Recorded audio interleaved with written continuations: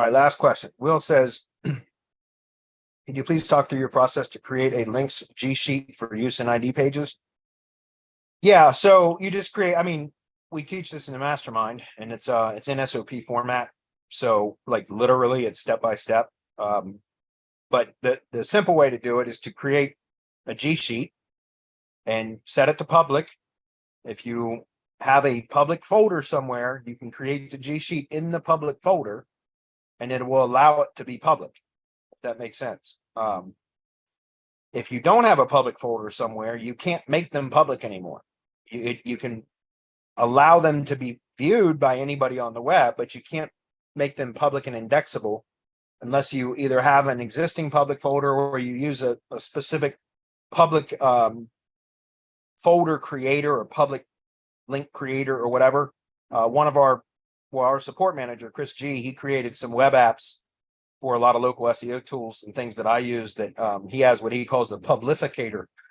he named a bunch of his tools with these funny names, but the publificator is one that Simple App is part of his suite of web apps, which I think are like $7 or $10 a month or $17 a month or something. It's really, really low, but it's a bunch of apps that I use all the time in my business. And one of those is the publificator, where you can turn a folder or Google Drive file public.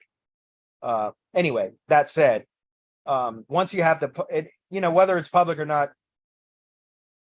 I think it will still provide value. I've not done a lot of testing though with it as not public but published.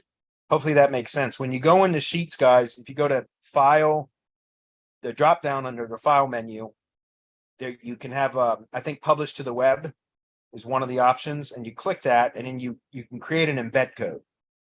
Again, we recommend that it's through a public Gsheet that you create the embed code, but even if it's not a public Gsheet, it should still work and provide value as long as you have the embed code.